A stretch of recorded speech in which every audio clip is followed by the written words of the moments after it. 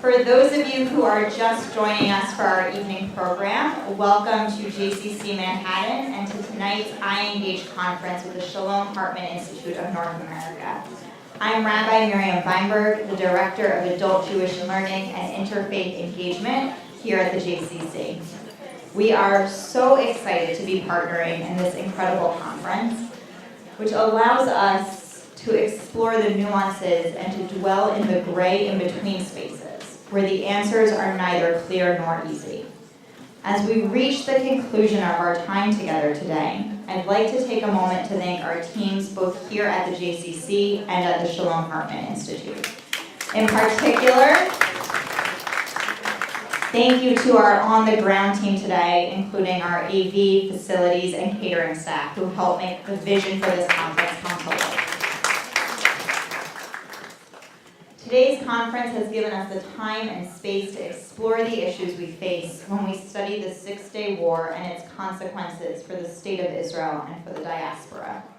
We learned together from teachers from a wide variety of backgrounds: rabbis, academics, Jewish communal leaders, writers, religious leaders from a variety of faith communities, and in a few moments, from a former ambassador.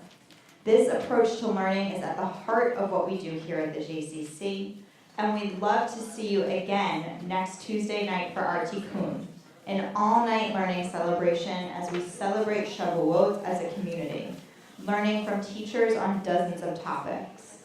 In particular, David Ellenson and Noah Satath will be here teaching on conversion and racism in Israel, and we'll have another former ambassador, Ido Aharoni, who will be speaking on the anti-Israel movement, among other offerings. So continuing in today's Keeping It in the Family theme, this evening we are excited to learn from Daniel Kurtzer and Dr. Yehuda Kurtzer. We'll hear about their insights on the legacy of the Six-Day War.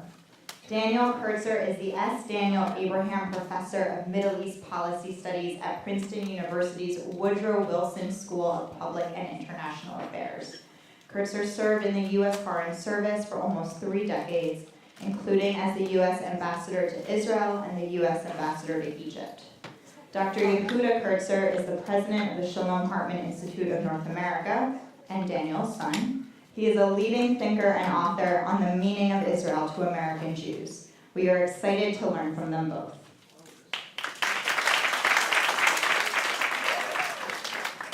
So good evening, everyone. Those of you who are still here and have been here all day, congratulations on passing the endurance test.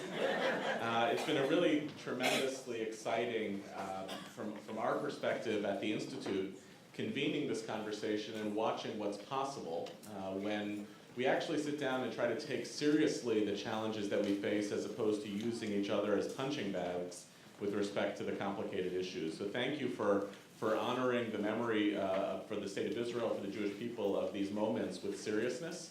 We're really grateful for it, and I want to thank my father, Abba Mori, my father, my teacher, Ambassador Kurtzer, for being with me here tonight. We get to talk a lot, but we rarely do so in public, so this is a special opportunity. You know, one of the things that's been actually very special about the work that I've been able to do at the Institute is that we have found ourselves oftentimes talking about a lot of the same issues: America, Israel and the Palestinians, but with a slightly tweaked difference, which is that I approach these questions more from the perspective of being a professional Jew, and you approach these issues more from the perspective of being a professional American. And although both of us are American Jews, we kind of approach this a little bit differently. So I'm hoping that we can bring both of those voices into the conversation today. I want to start, though, by asking you, I remember growing up on this a little bit, but I want to hear more about it, because I think it's actually a fascinating window into your life and choices as a public servant. That I remember hearing when I was growing up that for you the Six-Day War was one of these real catalysts to your own choices and to your own identity. That you were 18 when the war broke out, somehow got on a plane as soon as it was over and spent the summer there. I have questions about my grandparents' role in that process. But I'm actually curious for you to tell us a little bit about what motivated you at age 18 to pick up and fly to Israel immediately after the war.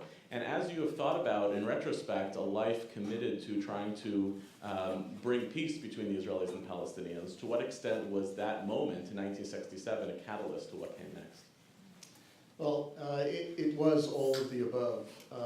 My parents had promised me a graduation gift of a trip to Israel. It would have been the first trip that I would have taken. And in the run-up to the war, among those in this room who can remember those moments, we did all the things that we were supposed to do. We went out and we protested and we celebrated and we had pushkas and we went to rallies and we were nervous as could be. And of course, during that period, there was just an assumption that there was not going to be a trip. On June the 20th, we got a phone call. I was raised in New Jersey. You got a phone call that El Al said I was on the list for the first flight that was going to fly as a civilian air flight to Israel, and that I still want to go. And this is where Yehuda's wondering about his grandparents. My parents said, sure, send me off to a war zone, why not? And I went on June 22nd, immediately went to the office in Tel Aviv that was handling the volunteers who were, I wouldn't say streaming into Israel at that time, but there were quite a few who had come to help out before the war and after the war. And I spent the first month, in the first instance, at the Tel HaShomer Army base, repacking knapsacks and cleaning up. You know, when an army is mobilized and goes off to war, when the war's over, they go home, especially in a civilian an army that's made up of civilians like Israel. And so we cleaned up the army base, and then they moved us up to Har Sofim, to Mount Scopus, to prepare for the Leonard Bernstein concert, which some of you may have remembered. And then I spent the rest of the summer wandering around. It was transformative, not just because it was the first trip to Israel, which I think probably anyone in this room who's asked can remember his or her first trip to Israel, how exciting and momentous it is. But it also very much laid the foundations for what I did for the rest of my life. Because in traveling around, my parents told me later, I don't recall, and we don't have the letters, but they told me later that I was writing letters home saying, there's this sense of euphoria and of thanksgiving for having come through this incredible crisis that Israel faced before the war. And then there was this palpable sense of a problem, a people under occupation who were not happy. So you had this overriding joy and this overriding sense of depression, now living one next to another. And it clearly had had an impact on me, and in fact set me off on a course which was to take me through graduate training in Middle Eastern Studies and then into the Foreign Service. So, you know, if one can say that there's a moment of epiphany in life, I think I had two. One was joining in this incredible feeling of a miraculous escape from a real existential threat, and the joy that accompanies the Jewish people and the people of Israel being able to celebrate having escaped from that threat. And on the other hand, watching the immediacy of what was to become now a 50-year unresolved conflict. There's a lot of history about what was happening immediately following the war, and famously Moshe Dayan, you know, trying to advocate for not actually taking over the lands that Israel had conquered, and very quickly losing out to a kind of a swath of large public opinion that was both euphoric about the victory and curious about all of this land and eager to reclaim access to the holy spaces and so on.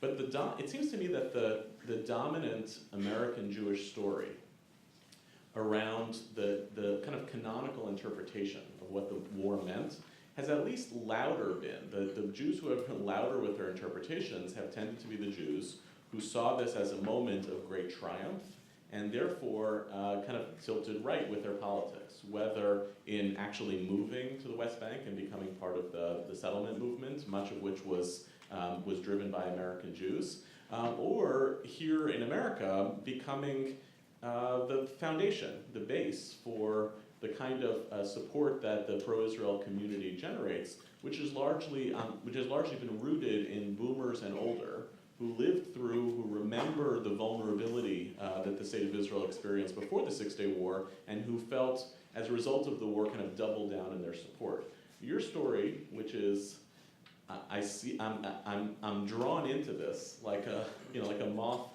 to the light. But not exactly. Not exactly like that. I'm drawn into it like those who interpret this position on the right, but I am drawn into a commitment to try to reconcile it was, I think, a much smaller percentage of the population. How do you interpret that? And why do you think that is? And where have you seen others who you've seen also kind of in that process of interpretation? Well, there's no question. I'm in the post-Leon Uris Exodus generation, and the kind of the pre-Gush Emunim.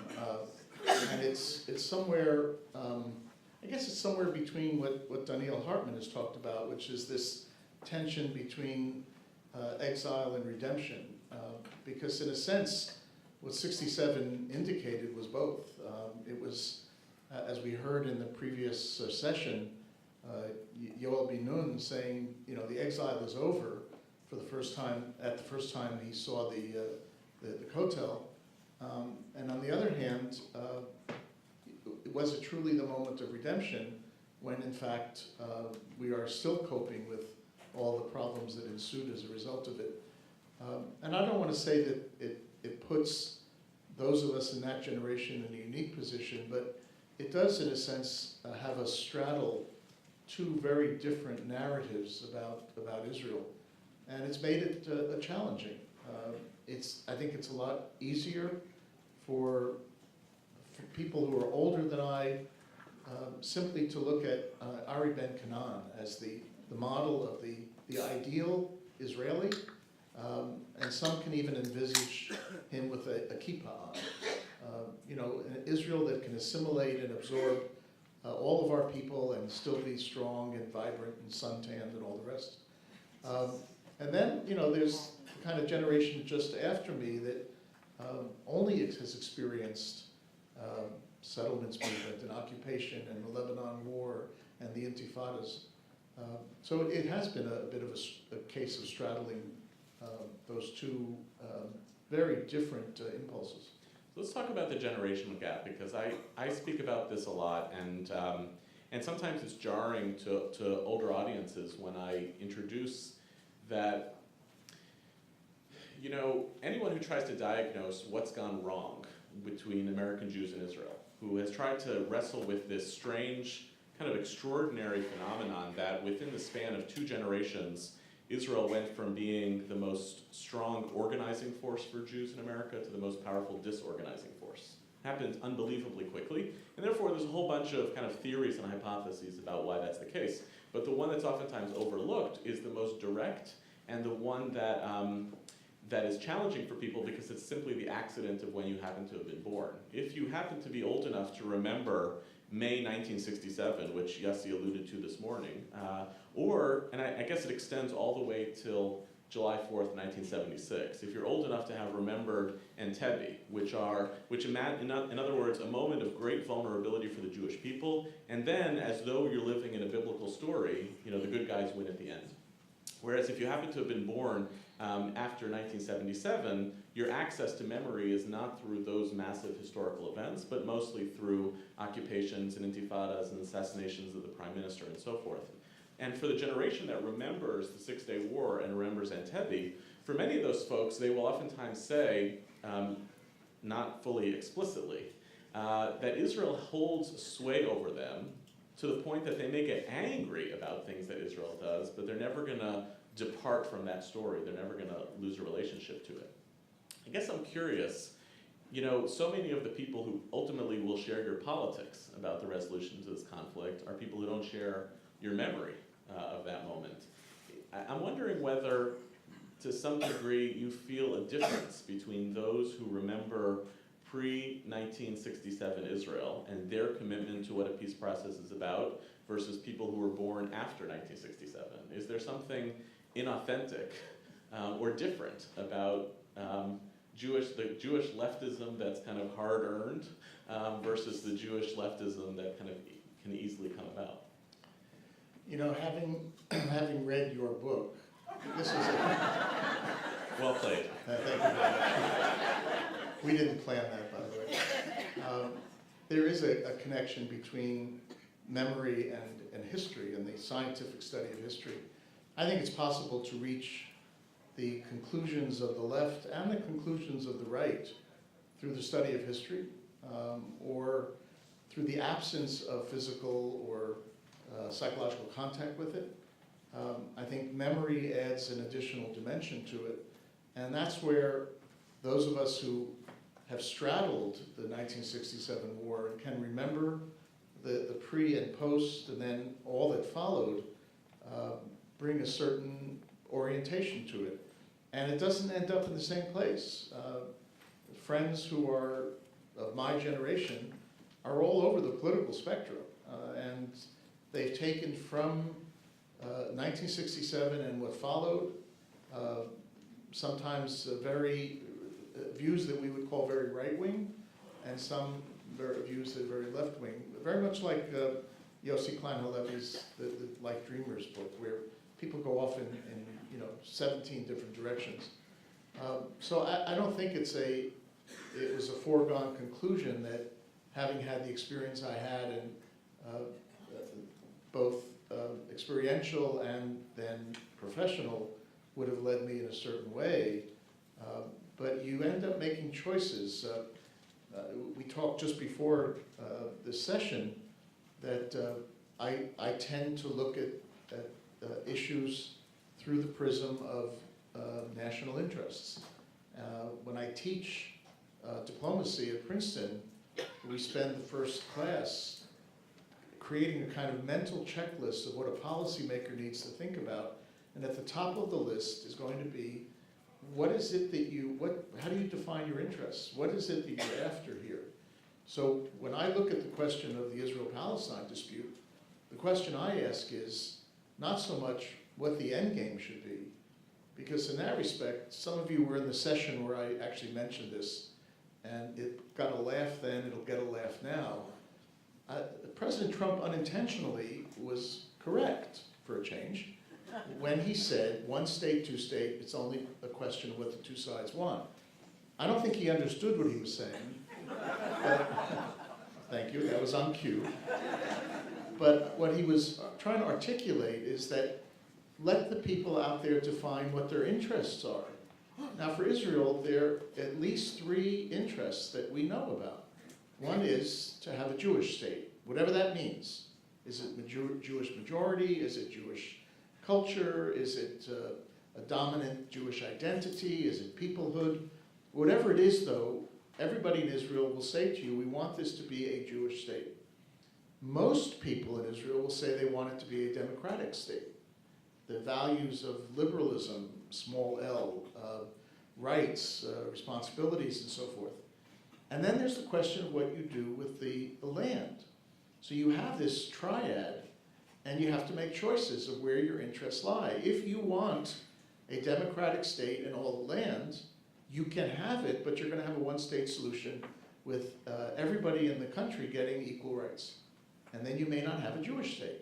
If you want a Jewish state and all the land, you can have that as well, but you're going to have what Ehud Barak called apartheid, because you can't give rights to all the people and maintain that Jewish majority. And so any way that you look at that triad, you end up almost inexorably with a two-state solution. So I come at that not from a moral perspective or religious perspective or triumphalist perspective, but rather a very hard-headed calculation of interests that the Israeli people need to decide. And we do the same thing when we analyze the Palestinian case. They can't have all the things that they want as well. So it's a different way of answering your question, but it suggests a different thought process for arriving at where I've arrived in terms of my professional and personal views. articulate it, it sounds as though the parties have a huge amount of agency and a connection between the agency that they have and the outcomes that they want. Right? That takes for granted if Israel wanted to do X, it would be capable of doing X. But the classic argument that's oftentimes adduced by everyone from kind of center leftish all the way to the right is that Israel has done what it's supposed to have done in this process, that they have been met with enormous resistance. That's whatever statistics you want, 93% of the land, 97% of the land, etc. That, and we can talk about this more, that the international community and even the Americans are not actually accountable ultimately to the sacrifices that Israel has to make. You know, you want to harken back to Abba Eban post the Six-Day War. You know, you're putting us back into Auschwitz borders and conditions that we can't actually live in. And that even given those difficult circumstances, we did what we were supposed to do. What is the argument for, at least, the continued insistence of Israel's responsibility in this process, both from the perspective of as an American negotiator, but also as someone who is committed to this outcome, when at least one of the sides says that we've done what we were supposed to do, and now, yes, you're accusing us of not having the liberal state that we want, but what are we supposed to do? The alternative is not possible. So I think you could almost sum up, I can almost sum up my views in two pithy comments. One would be the famous first do no harm. Both Israelis and Palestinians have not abided by that pithy comment. The activities of settlements and occupation practices on one hand, and I don't equate that morally at all, but on the other side, terrorism and violence and incitement. Both sides have simply continued to do harm to the idea of an outcome, a two-state solution, and harm to each other. And the second is much more practical. It's the old adage, if you're digging yourself into a hole, first thing you do is stop digging. So, you know, I was at a conference in Jerusalem a few years ago after I had left government, and there was an Israeli former negotiator and a young Palestinian woman former negotiator, and she told a story that's stuck with me ever since. She said that she was very active in what was called the Palestinian Negotiating Support Unit. This was their back room that they had in Ramallah during the period of the Oslo negotiations. And they would prepare the talking points and do the studies and do the briefing papers and all that. And she said that she really was quite committed to her work, would work long hours, then she'd go home, and at that point she was not yet married, and she'd recount to her mother how she had spent her day. And her mother would listen patiently and then pull back the curtains and say, but what did you do to stop that? And that was the new house in the settlement across the road, or the bulldozers and the tractors that had come in.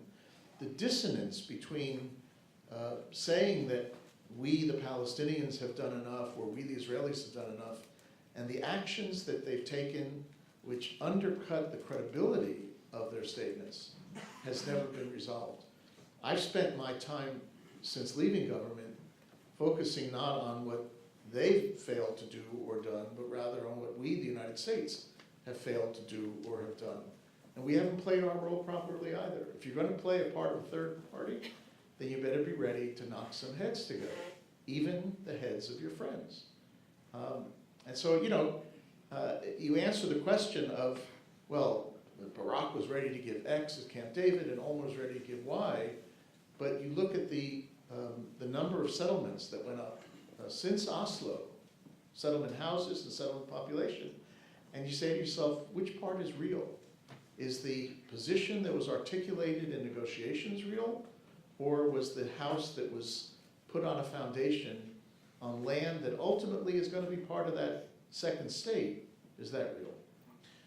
I want us to go back to the knocking heads comment, because one of the things that I feel I was raised on and take for granted is that part of the American Jewish story, as it's been the case for a long time, I don't think it dates all the way back to Brandeis, although I think he's the author of the idea, is that our commitments to Zionism and our commitments to Americanness are not at odds with one another, but they reinforce one another. I think for Brandeis, that was a means of repelling the notion of dual loyalty, fighting against the idea that simply having these two were in tension with each other inherently. But I think that for many American Jews, these have been not just two identities that have not combated with each other for the past 70, 80 years, but actually two identities that have deeply reinforced one another.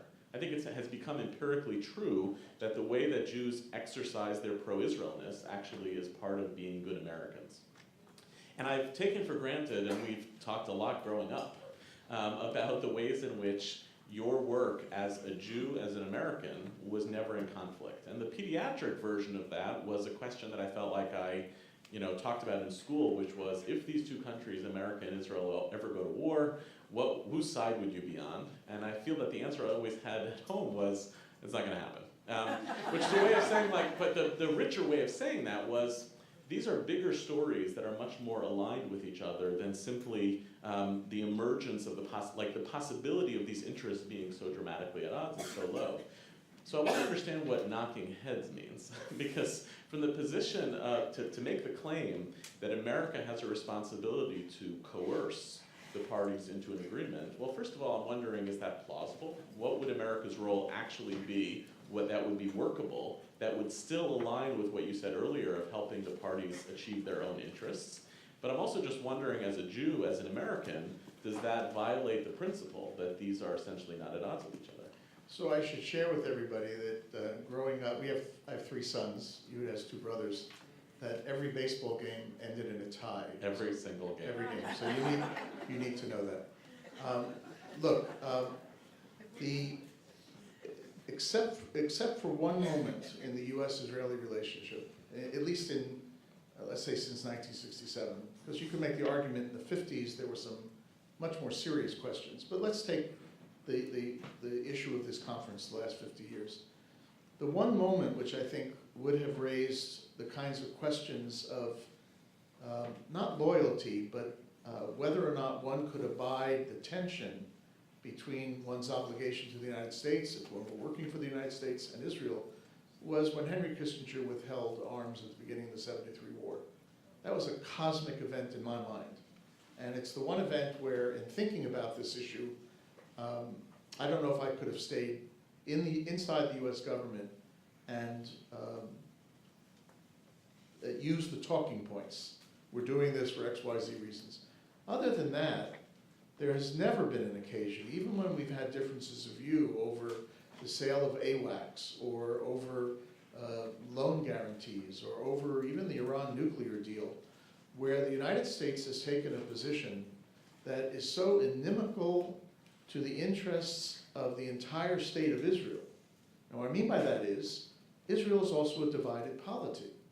So even during, you take the Iran deal, a large segment of Israel's what's called defense community, security community, thought the United States was doing pretty well. Not great, pretty well. Could have done better, should have added in the missile program, should have added in Iran's aggressive behavior, but bought time from about a 1-month period in which Iran could fabricate a weapon to upwards of 10 years. So there's been a debate even in Israel about American policy. So there's, in my mind, the dividing line always was, is there an issue in which the United States will try to force Israel to do something which would hurt their security in a tangible way? And my answer has been, we will never do that. And if we would have done it while I was working, I wouldn't be part of it.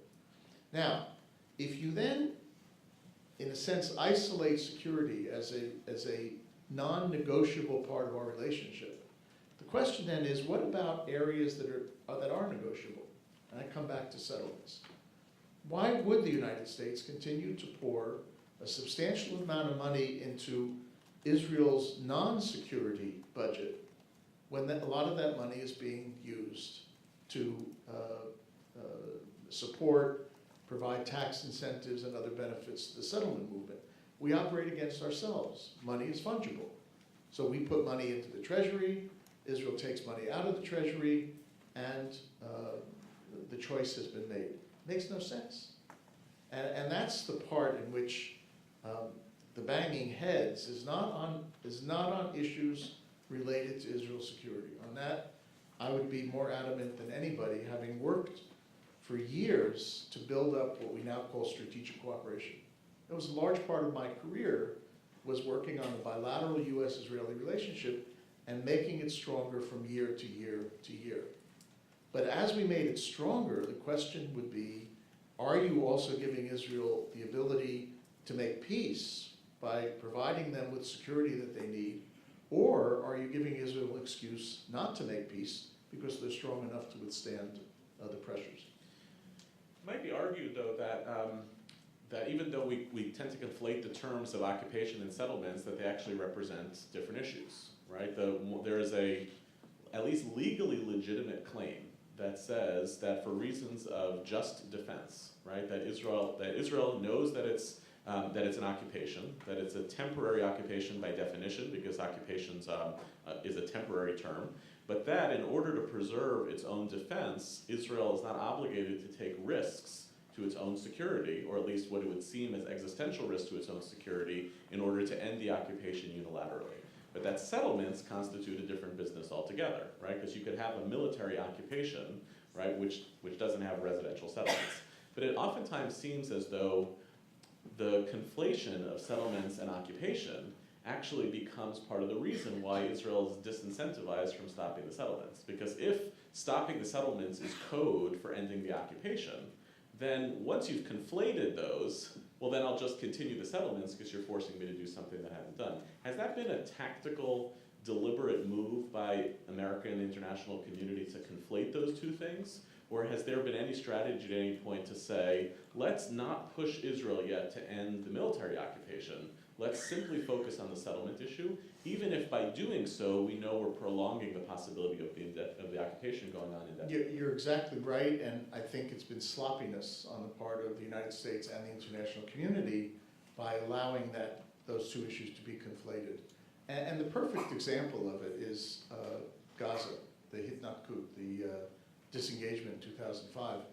I was serving in Israel at the time as ambassador, and as some of you may remember, the United States did not immediately support the idea of disengagement. And the reason was that it was going to be unilateral. Our whole policy over the years has been predicated on bilateralism, direct negotiations, face-to-face negotiations. And here Israel was taking a unilateral step, which it was described at the time as, going through the gate and throwing the key back over the fence.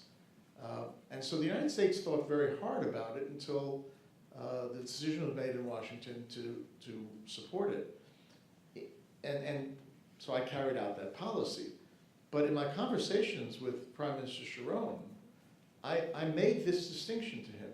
I said, you need to pull the settlements out, but why would you hand over security to a body which is unproven, which is at that time the Palestinian Security Forces had not proven themselves, as they have today. They're doing far better today. But in 2005, there wasn't a coherent Palestinian security force. And so the argument I made to him, and I made sure I told him it was a personal view, was pull the settlements out, leave the military in, and then over time see how much you can develop the kind of relationships that would give you confidence that when you pulled out, things would get better. But everything had become so conflated by that time, and Sharon really wanted to just be rid of Gaza, that for him, that was an unacceptable possible outcome, because he would still be stuck with Gaza. He wanted a United Nations resolution that said, thank you very much, the occupation of Gaza has ended.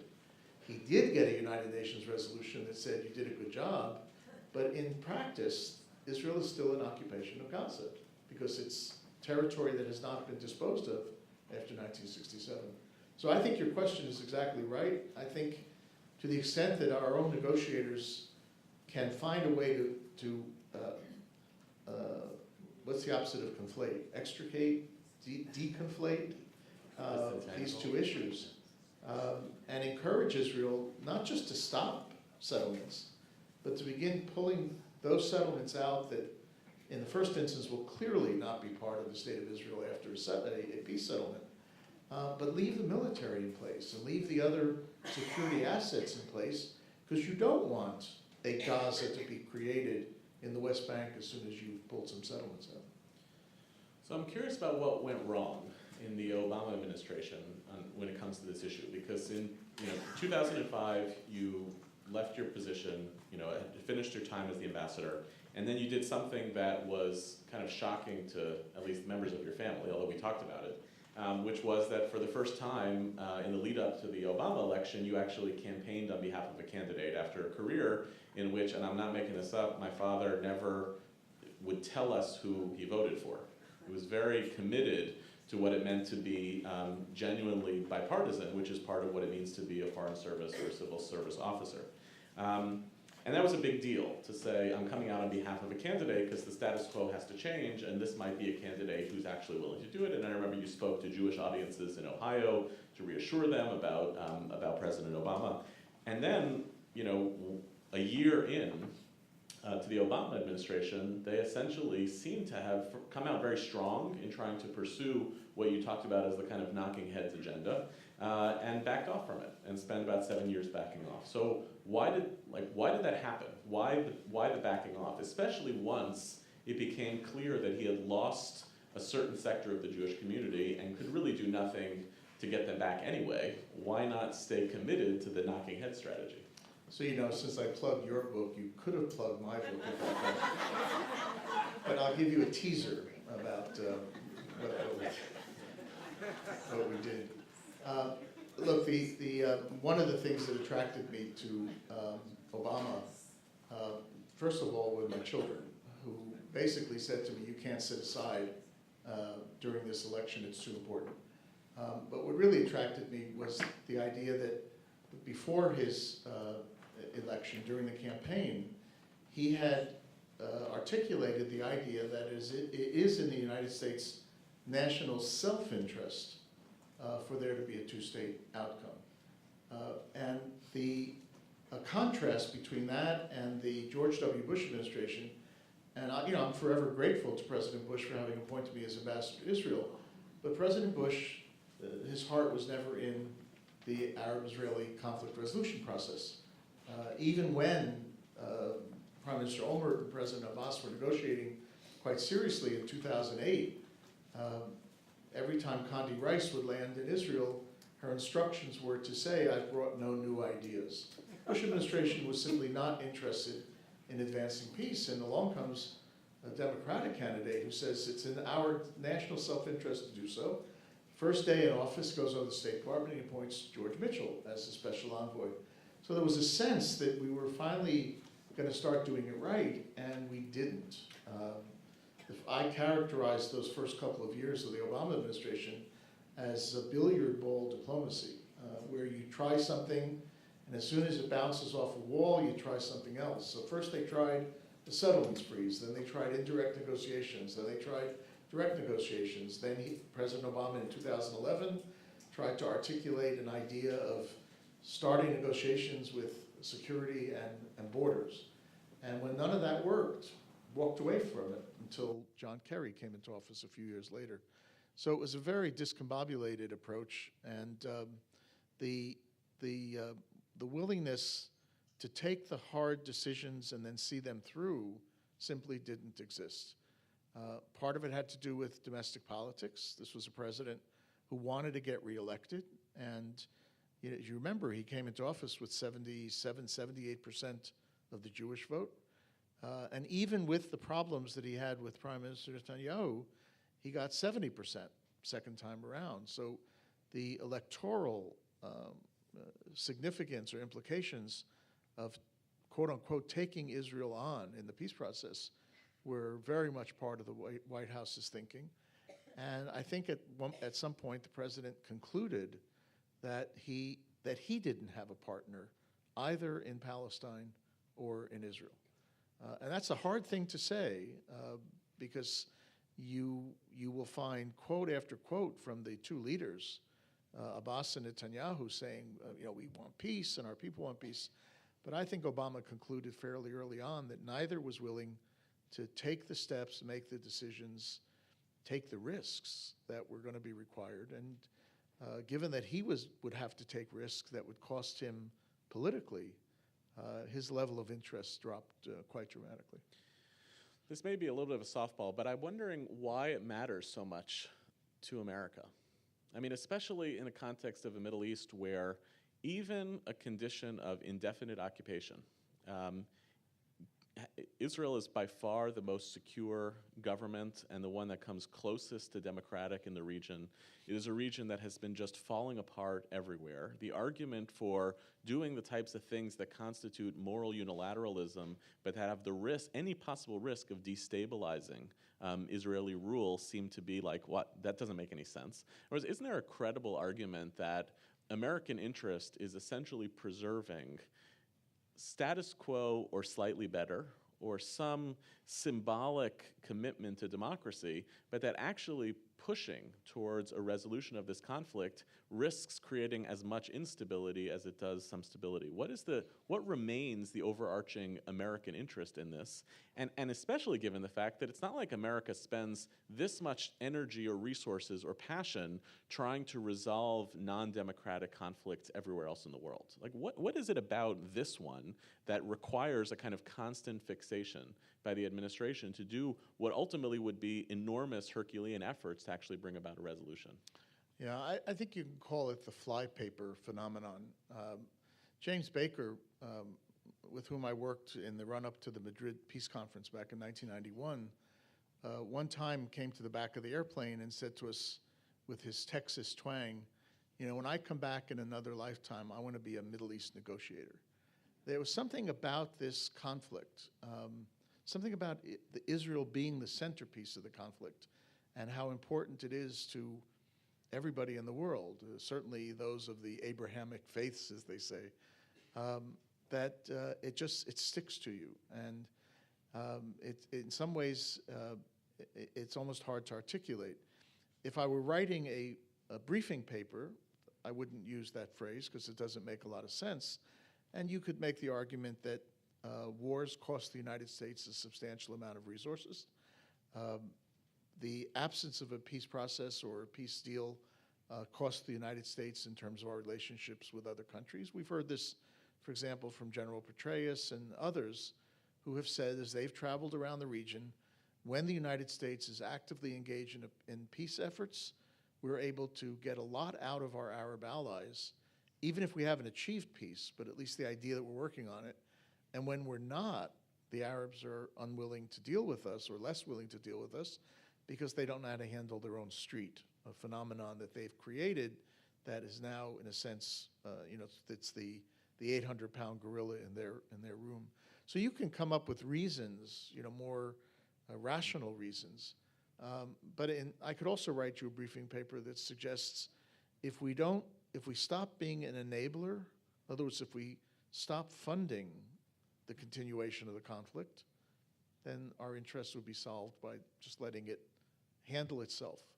Periodically, there might be some wars, but they're wars anyway. Periodically, they might come to negotiate. They negotiate anyway, and the United States would not be therefore implicated in as directly as we are. I don't know. It just seems to me sometimes in watching this, in watching even the flypaper analogy, it sometimes feels as though, classic rabbinic literature talks about, and like this is our tradition, that the eyes of the Jewish people and through that the eyes of the world are on Jerusalem at all times. That somehow we, the Jewish people, and the story of our acquisition of power have become the like laboratory experiment for the world's morality. A colleague of mine went to Pakistan to give a lecture there, and she asked her students, what do you think is the most significant geopolitical conflict? And they said Israel-Palestine. And she was like, "You're in Pakistan. Like, what's wrong with you? Like, what?"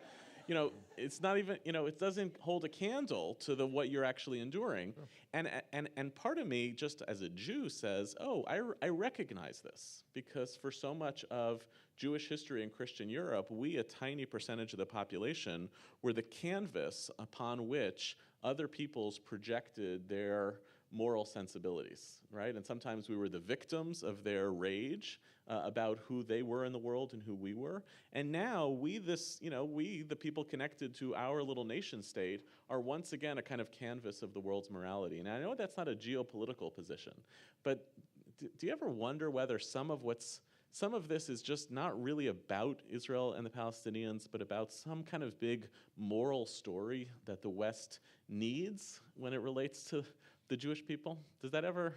I'm going to leave that to the Hartman Institute to. That can be the next 5-page handout with sources. Yeah, that's fair. Because the answer is I don't know. If you looked at the last source that Dr. Hain used in her session on Jerusalem, it was a quote from Moshe Dayan, which basically said, don't be nervous. I mean, you can all see it. You have it in the handout. Don't be nervous that we're going to hurt your religious sites. We're not here to do that. But that it signifies to you that people are watching because it is Jerusalem. It is the center of the world for so many people. And I think, you can't escape that. You couldn't escape it back in the period of the mandate, up till 67, certainly not after 67, when Israel celebrated the unification of the city and expanded the city beyond any recognizable historical limit of what the city had once been. So I think it's just a reality that this, wherever you go, the Arab-Israeli conflict is critically important. You remember my friend Alan Cresco was one of our very senior good lawyers for many years, and in the middle of the 1982 discussions for Israeli withdrawal from Sinai in the context of the Egyptian-Israeli peace treaty, you remember the Falklands dispute broke out, and Alan was in the Middle East with several of us trying to figure out what to do, and he was told to get on a plane and get down to Buenos Aires because we were going to be involved in the Falklands dispute. And he gets off the plane in Buenos Aires, and the American ambassador rushes up to him breathlessly and says, look, you can talk about anything except self-determination and independence. And Alan said, wait, I thought I left the Middle East. That's exactly where he had gotten on the plane and he got off the plane. But then, after a couple of days, he was sent back to the Middle East, and everything converged in the Middle East. You could make the argument, when I teach the Iranian Revolution in 1979, there was a critical moment in September of 1978 when a movie theater in Tehran was burned down. May have been done by the regime as a means of stimulating anger against the opposition. And our embassy in Tehran tried to get the attention of Washington to focus on this. And where was the president at that point? He was in Camp David, basically incommunicado for, 13 days. And historians will tell you that they won't tell you that it was an opportunity or a moment missed, but they'll definitely tell you that it was clear to the bureaucracy that it just wasn't important if it wasn't related to what the president was doing on the Middle East peace process. It's just amazing. There's this, this Rabbi Nachman phrase of wherever I walk to Jerusalem. And this feels like the equivalent. Whatever the world is thinking about, it's thinking about Israel-Palestine.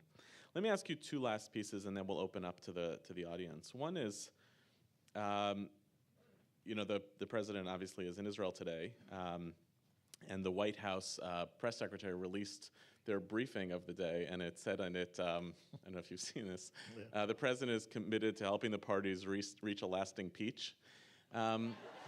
It's like the best thing of the day.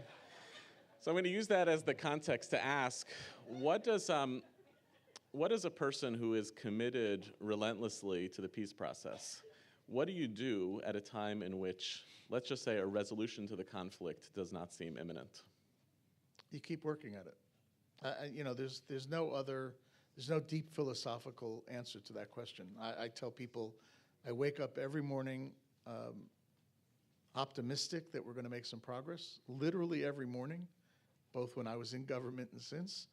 And I go to sleep at night pessimistic that we didn't do it, and then I wake up the next morning and we try again.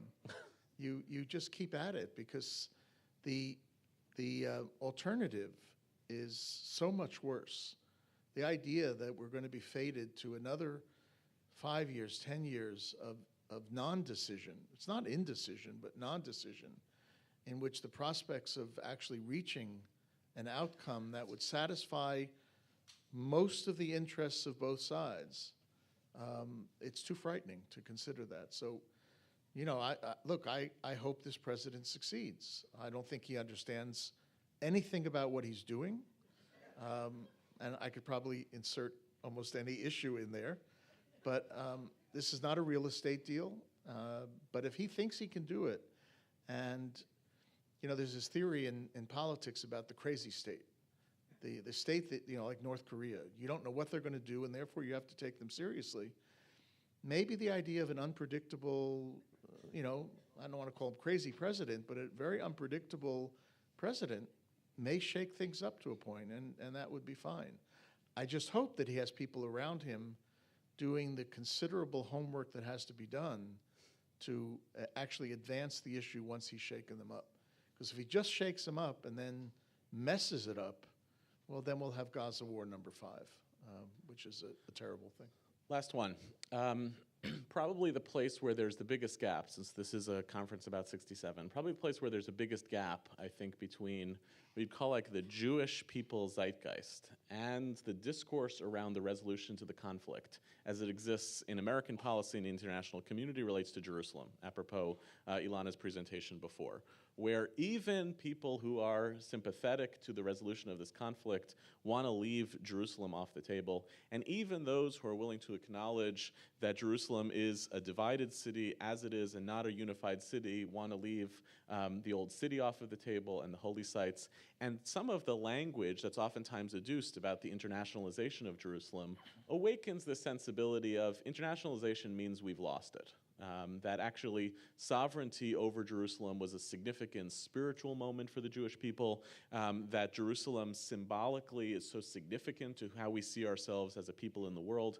How do you close that circle? How do you bridge between the even dovish sympathies of people who want to see a reconciliation of this conflict, but will not brook a conversation about Jerusalem in that when it's so obviously a critical feature of the Palestinian vocabulary as well? So I want to bring you down from the 35,000 feet of moral, theological issues that we've been discussing today to the practical politics. And everybody should Google Jerusalem Old City Initiative. Why do I say that? Because for about six or 7 years, a group of Canadian diplomats and I, and Israelis and Palestinians, thought about this question between the years 2007 and maybe last year or the year before. And there's a series of studies, the bottom line of which is there is no mutually agreeable outcome in Jerusalem in which sovereignty figures. It can't happen. But what can happen is that once you resolve the other issues, the borders of the two states, security arrangements, the refugee issue, economic matters, go through the whole list, and Jerusalem is your last issue, the two sides can agree not to assert sovereignty, but to work out an arrangement for governing the city together, meaning they probably will create some kind of a third-party governing mechanism. The Jerusalem Old City Initiative actually has laid out an idea for governance, for legal matters, for security inside the Old City, because this is predicated on the idea that outside the Old City, where you don't have the heavy overlay of religion and history and theology and God, you can figure it out demographically. Where there's a majority of Jews, it's going to be part of Israel, where there's a majority of Palestinians, it's going to be part of Palestine. And you carve out the old city and the immediate area around it. It's called sometimes the Holy Basin, and you have a different regime for it, but you don't have sovereignty. Now, is that an acceptable outcome, end of claims, end of conflict? Of course not. And it's not clean. But if you have solved all the other issues, then you're probably going to be able to reach an agreement not to assert sovereignty to undercut the ultimate deal. And it possibly could work. Now, Olmert saw this back in 2008 when he put on the table the idea of a 5-nation board that would oversee matters in Jerusalem. That was his kind of reorienting some of the ideas. So these are not ideas that are coming, from outer space. These have been worked with the parties. The the bad answer is there's no sovereignty outcome. The good answer is there's an answer. There's an outcome in which the two sides can live, in which you have a peace process and a peace treaty, and Jerusalem becomes the place that, Ilan, what'd you call it? Responsibility, hope, and Loss. right, and loss. All of those things, and that's the best I think we're gonna get. But it's a hopeful, possible future. I guess the what I struggle with is, and this goes back to where we started, there's a Jewish angle by which we think about these questions in history and memory and theology and so forth, and then there's a public policy angle where we think about these questions, and it just seems to me that the gap between enchantment and pragmatism is probably most profound when it comes to Jerusalem and the Old City in particular. And so I don't know, genuinely I don't know, and maybe you don't know either or do, whether even at the cusp of a final status agreement, it will be possible for the Jewish people and its love of Yerushalayim Shel Zahav and all of the romance and enchantment about Jerusalem to be able to actually cross that threshold and say, we're going to subject this piece of our identity, this kind of beating heart of the Jewish people, into a political process that we don't know if we fully trust yet. The answer is I don't know, and if we're not, then we'll be shedding more blood over Jerusalem, which seems to me be a contradiction in terms. It can't be the God that we pray to and direct our sights towards Jerusalem to pray to cannot want us to shed blood because we can't figure out a way to share it with others who also want to pray in Jerusalem. This is my theology. Let me open up and take some questions from the crowd. My colleague Rabbi Mark Wolf has a microphone. We're happy to take some questions. If you have one for a particular Kurtzer, make sure you identify which one. You can identify the one without hair. Yeah. No body talk. Yeah. Yeah. Thank you, both Kurtzer. First of all, Ambassador Kurtzer, is the baseball tie policy, was it part of a diplomatic do no harm? I'm sorry, I missed the first part. Is what? Is the baseball with the brothers tie, was it a diplomatic policy? Yeah, of course. Okay. As somebody who lived in Israel and lived among Arabs, I like Dr. Yehuda's point about canvas morality. I want to turn it around. I think that we project our values to arriving at sometimes wrong lessons because we do not understand the values of the people who are different than us. I don't put any of my own values on that. And we keep failing because we don't take their values in mind. Reminds me of one of, I think, Golda's line that when mothers will value their children's life more than the rest, then we'll get peace, right? And the alternative is that somebody said for every act of terror, we'll build a settlement. I don't remember if it was Rabin in the previous pre-Oslo incarnation. And there is a theme, the theory, that if we project enough power, and if we are allowed to project enough power in the Middle East that worships power, then maybe we'll get to a different outcome, different than all of the enlightened Westerners think it will be. Just remind you that Hussein is the only person who ever destroyed a terror organization.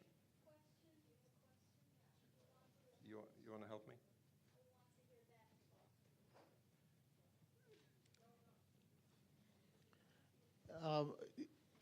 I would refer you to Jabotinsky and the Iron Wall. Many of you, I'm sure, have read that famous essay, which made the argument that the surrounding Arabs will never, in a sense of their own, come to decide to accept Zionism or the presence of Jews in their midst until the Zionists have created an iron wall which has become impenetrable, and the Arabs realize that they have no choice, and therefore not out of love for Zionists or Zionism, but rather out of a reality that they can't defeat it. if there was ever a marker or a signal or a sign, if we want to use that term, that the Iron Wall was achieved, it was the 2002 Arab Peace Initiative. Because what the Arab Peace Initiative did in 2002 was to translate Arab enmity from 1948, calling Israel into question, to 1967. In other words, what do you do about the territories that were occupied? And that's what the Arab Peace Initiative did. It said if Israel will withdraw on a Palestinian state and a capital in Jerusalem and a resolution of the refugee, all 67 issues, we will give Israel the security and recognition it deserves. Now, none of us has been smart enough to realize that Jabotinsky was right, and we won. The Arabs came to realize they can't defeat Israel, and therefore they're ready to do business with Israel. We're now 15 years later, and maybe this idea that's being bandied about currently of bringing the Arab world in and providing some incentives, maybe we're now starting to understand that you can use that Arab Peace Initiative as a building block. But philosophically, and it goes exactly to your question of the overwhelming strength, Israel has that overwhelming strength. You know, I laughed today when I read that the Minister of Energy in Israel, Yuval Steinitz, who's a friend, he was a Knesset chair of the Foreign Affairs and Defense Committee when I was ambassador. We're friends. We get along very well. He's worried about the, whatever, $100 billion arms deal with Saudi Arabia. There's nobody in the Israeli defense establishment who's worried about that arms deal. Because whenever we provide arms to anybody, Israel gets the next generation, gets it faster, gets responses of how to deal with what we're providing. If we then upgrade what we give to the Arab side, Israel gets the next generation. There is nobody in the defense establishment in Israel who's going to complain that the Saudis are spending $100 billion on defense, first of all. Second of all, the Saudis in 2002, who were the ones who formulated the Arab Peace Initiative, had the same view of the Arab-Israeli dispute that Rabin had in 1990, which is, it is an albatross around our neck, which we have to get rid of because the real threat is Iran, for the Saudis as well as for Israel. So, you know, we're post-Jabotinsky now. And to say, well, Israel needs more power or has to exercise more power, that region knows that Israel is a superpower, both regionally, and it can play even in the near abroad, as they say. I just think we have to realize that, in effect, we won. And Israel is not loved or beloved, but it has become an accepted fact and reality in Arab thinking. And let's move on to the next stage.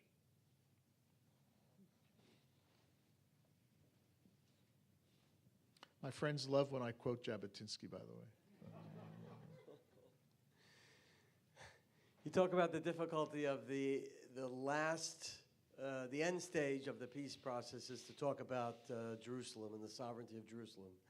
I'm just sitting here wondering why that is such a big issue about the sovereignty over particularly the Old City. As I see it, Jordan has jurisdiction over the Temple Mount. The Christians do what they want to do. The Jews do what they want to do. And we have an amazing experience in Jerusalem that everybody is able to do what they want to do. So what's the problem? Well, the problem is that all the people you talked about don't accept Israel's sovereignty over the area. It's a small problem, but it's a problem. Now, what you want to get to is a situation in which all of those things continue to happen, and you don't have a dispute over sovereignty. Look, I think it's wrong. I'll give you an example of quoting Jabotinsky. I'll now give you a second example. I think it's wrong that those Jews who want to pray on the Temple Mount are not allowed to by the government of Israel. Now, when I say that, all the peace processors who are my friends tell me that I'm crazy, that will start the next war. But no, everybody should be allowed to pray respectfully in coordination with the holiness of the place where they believe they should pray. And you make arrangements that there may be certain hours where the two sides can't pray at the same time or in the same space. So there's a lot of anomalies here, and we're not living in halcyon days where everybody is so happy. Why can't we just leave it alone? Everybody's not so happy because things are still wrong.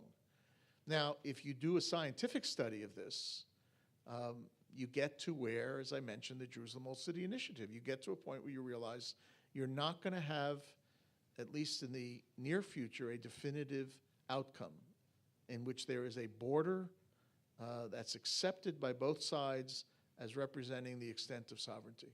It just doesn't seem possible, in which case you fall back on the next best alternative, which is an agreement to not agree and to have arrangements that allow for those things to happen, but nobody's worried that the other side is in fact claiming sovereignty. So you will have the same things happening, but in a less contentious environment.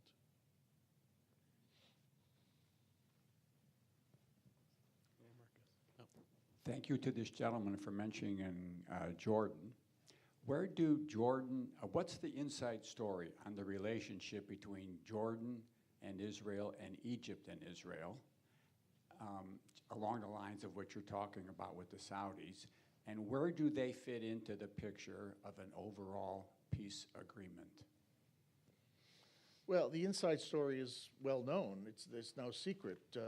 Jordan and Israel have enjoyed a peace treaty since 1994, which has assured Israel of an almost perfectly secured border. The Jordanians don't do it as a favor to Israel. They do it because that's their responsibility, to secure their border.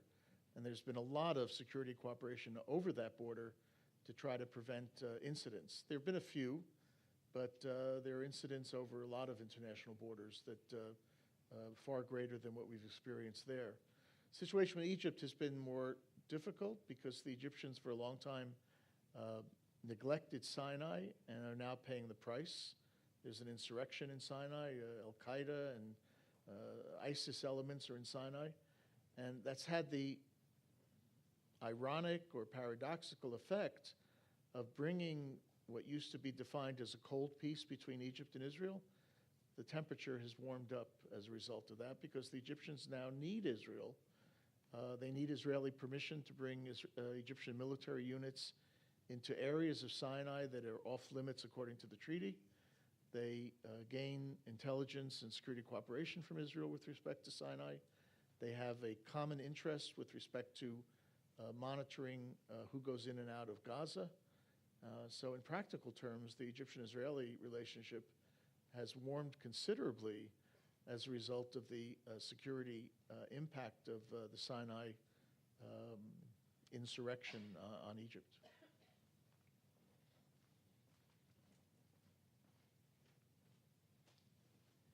Thank you. Just wondering if you could comment on the events since the '67 war on Israeli society and what will happen if the situation just continues on the way it is.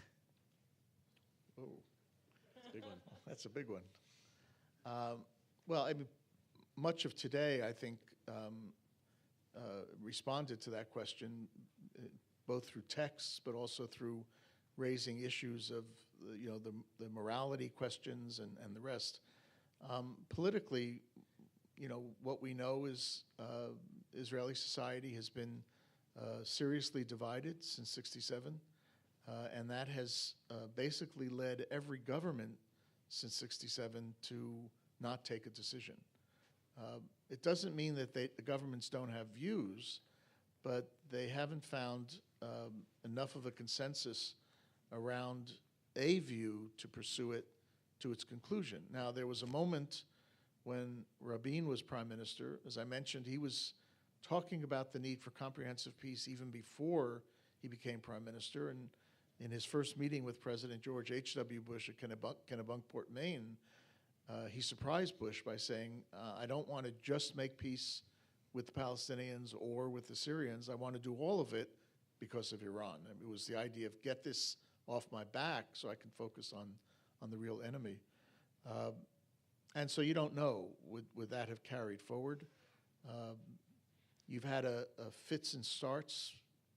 Every prime minister since then has said, or in some cases acted, Camp David, the Annapolis process, when John Kerry was negotiating, but you haven't had what I would call a concerted Israeli attempt to do what's necessary, and that's both doing and stopping doing.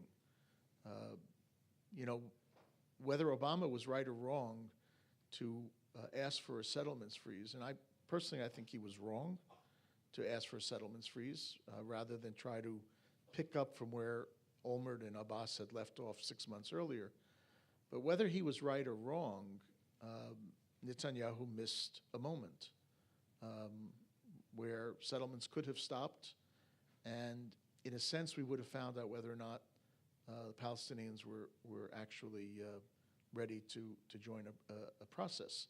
What we had instead was a Swiss cheese settlements moratorium in which the settlers, as you know, when they found out that they were not going to be able to do housing starts during that period, did a lot of housing starts before the settlement moratorium went into effect, and so there was almost no diminution of settlement activity for the 10 months of the so-called settlements moratorium. So,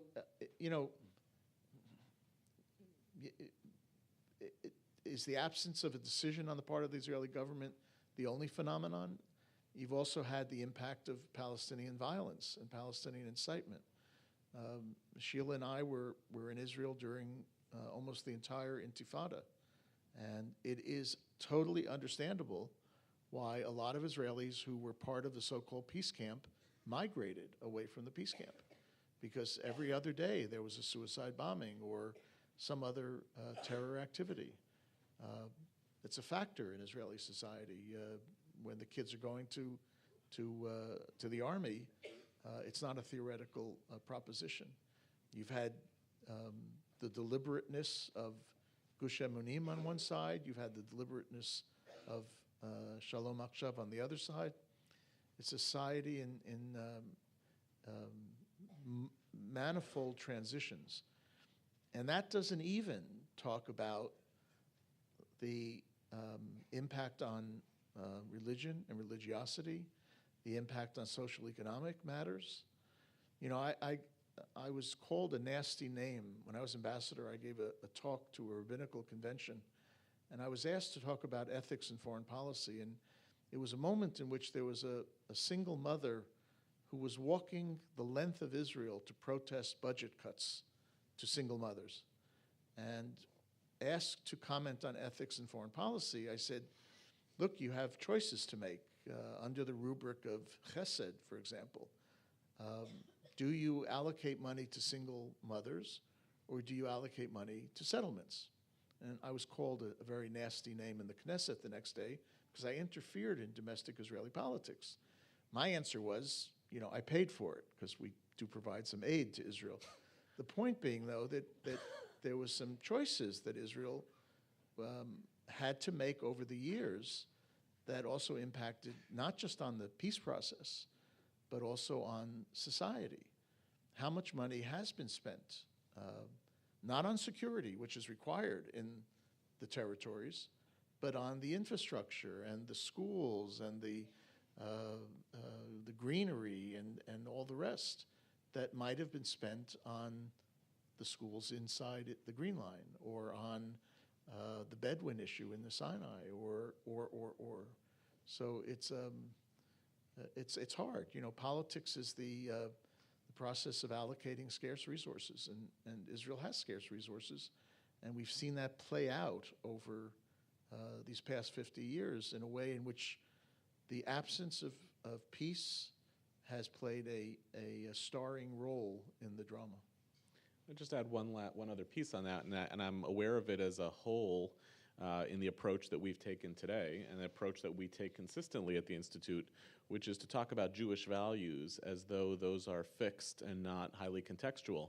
And one of the things that I'm highly aware of whenever we do this is also the changing ethnic demographics of the Jewish people, both in Israel and America, and the ways in which those create different lenses around which Jewish values are transacted. So it's not some people have Jewish values and some don't, but depending on your denominational orientation or your ethnic orientation, you filter Jewish values differently.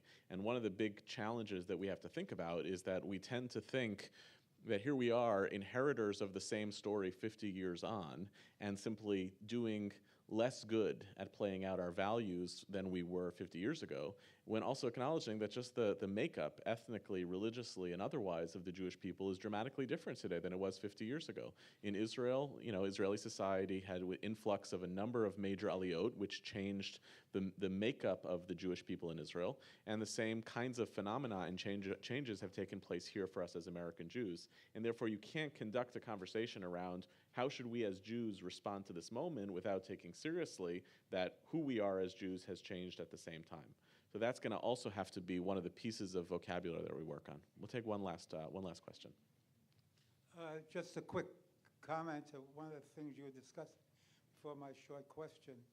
In schools today, like my grandchildren, have to face a lot of protests with a sanction, boycott, disinvest, etc. And what I worry about, there are a lot of leaders of the future in these schools, and while we see America as very pro-Israel, it was not always thus. In my era, in say the early 50s, certainly had like John Foster Dulles was anti-Semitic, and also in the 40s, even Roosevelt felt constrained letting Jewish immigration increase. Anyway, why I think it's important America does help solve this issue. My question is, there was talk years ago about possibly offering Israel entry into NATO. And do you think that would be a solution? We talk about this Iran question, when Iran would be threatened with Article 5 and 40 nations attacking them. Look, it certainly should be considered. It was considered in the 1990s when there was a sense that Israel and Syria were moving towards a deal. And it raised a debate on both sides, not just on the U.S. side, where you would expect there to be some who would push back against the idea that we would have to consider an attack on Israel to be an attack on the United States. But there were also voices in Israel at the time who raised the question about Israel's self-sufficiency or its doctrine of taking care of its own security matters. On the one hand, it would make people feel a little more comfortable that the United States could be called in if there were ever the kind of crisis in which Israel found itself unable to cope. But it was not universally, and we're talking about a small group of people because it was not debated widely at the time, but within that group and the defense establishment and the political leadership, it was not universally hailed as a possibility. What's happened instead, in practical terms, is that Israel's been given access to much of what NATO has to offer, but stopping short of the ultimate NATO, I think it's Article 20 provision, which requires NATO to come to the assistance of one of its members should it be attacked and should that member invoke the NATO Charter. But Israel has a very significant degree of access to what NATO has to offer. And since Israel is a part of our own European command as opposed to our central command, they play very often and quite intensively in interoperable activities with our military and with NATO allies as well. I'll just say with the privilege of being the moderator, I'll give the last word to myself, which is a response to your comment, which is that really what we tried to do today, it's a bit of a meta comment, is to create as rigorous a space as we could in a short period of time, in a confined space, as rigorous as we could of an intellectual and hopefully morally provocative conversation about a whole set of issues that we think about a lot, that we care about a lot, and that we don't always agree on. And one of the things that oftentimes happens when when we look at those who are attacking the Jewish community outside of what's called the pro-Israel camp is that we do the opposite as what we've done today in response to those threats. That we think that our response to them is to be simplistic and to be reductive about these challenges. And when we do that, we showcase that we're not as confident about the way in which we think about these issues as we might be. And part of what I want to respond to you and to push back is that one of the things we might do when it comes to the challenges that come to us for college students or wherever else is to respond with the kind of sophistication that we tried to do today, and to use that as a vehicle for putting the best foot forward as a means of reflecting as positively as we can of who the Jewish people are and what the state of Israel is about. So with that, I want to thank you for doing this tonight. Thank you all. Thank you. I want to thank Yehuda and Daniel for joining us this evening. Just a few closing comments. First of all, on behalf of the Shalom Hartman Institute, I want to express our deep appreciation for our partnership with the JCC Manhattan, and particularly the Sonovan Center for Israel. The leadership here at the JCC Manhattan has really been a workshop for us to bring a lot of the core ideas of the Institute into testing grounds, to bring it to public programs like this, to bring it into private conversations as well. And we really see the JCC Manhattan as a very core partner for us here, and we want to thank Joy, Abby, Miriam, and everybody here for helping us to create this space for you. From our team at the Shalom Hartman Institute, I have to thank Dalit Horn and Naomi Adlin, who is actually running a conference on the West Coast right now, for really being the drivers for a lot of what you've experienced today, and our entire team at the Shalom Hartman Institute, the faculty who participated today, and most notably, you.